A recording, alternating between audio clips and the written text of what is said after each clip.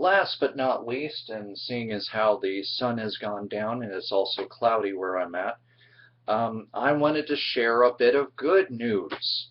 At least good news if you are a Resident Evil fanatic or nut in terms of the old school Resident Evil.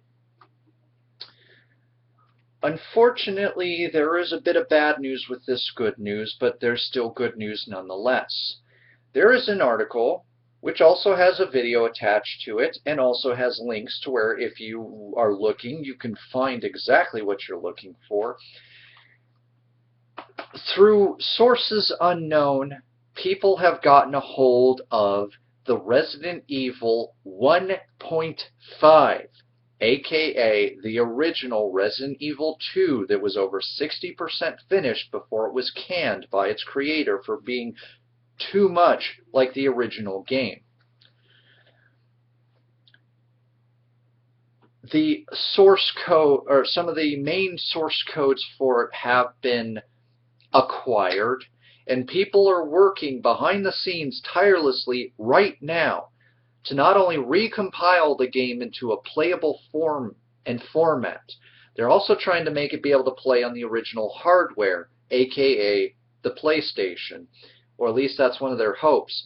And they're translating everything, in some cases, from the direct Japanese that it was in, because, again, this is the original files. If your mind's not blown enough already, here's a piece of the bad news. But it's a piece, and it's a little bad news. It's not the worst news. You can play an unstable version of what is been done at the time of the leak of this ISO. Links are down in the underbar, and yes, check the date. It's not April 1st, and this is not an April Fool's, for once. I've read about this project off and on a forum called the Assembler Forum. I came to the Assembler Forum because I'd learned about what was it? The Resident Evil Game Boy Color game we never got was recompiled and released from a cartridge, a beta cartridge that an anonymous individual had in their collection. In fact, you'll probably be surprised that betas almost always exist. That means the StarCraft beta is somewhere, or StarCraft Ghost beta is somewhere collecting dust, and probably will remain collecting dust because Blizzard is an idiot. They'll release concept art and just remind us, oh yes, by the way, this game you really, really want that's kind of actually really cool, we're never going to release.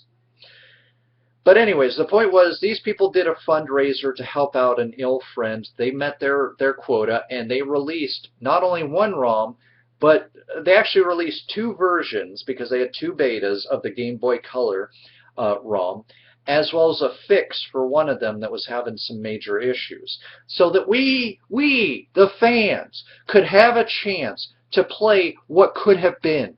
We have then a chance to decide whether we would have liked this or not. And obviously, if they bought $2,000 for the release of the ROM of these games, which is legit, I've played them myself, then it's obvious we're willing to pay for betas. We're willing to pay for the games we wanted that you never released. Heck, I would pay for the release of the E3 Aliens Colonial Marines demo that we never got to play through. I'd probably get bored of it after a while, but at least I'd get to play it and see all those awesome graphics, all those beautiful lighting that was torn out and whatever, depending on whose side of whose story you believe in this debacle that is Aliens Colonial Marines. Point is, there is a fairly playable edition of some of the work that's been done, but it's not representative of the work as a whole. Now, here's the better news. The team, despite the leak through internal BS and hacking, is still going to finish and compile this game. We are still going to get what should probably be a 60% finished game. And we could probably play it on our PS3, or our PlayStation, excuse me. And it'll be free. we're getting to play a piece of gaming history, a piece that myself, as both an old and somewhat new school Resident Evil fan, have dreamed of playing. And it's glorious. You know, this isn't just some sort of, you know, fakery.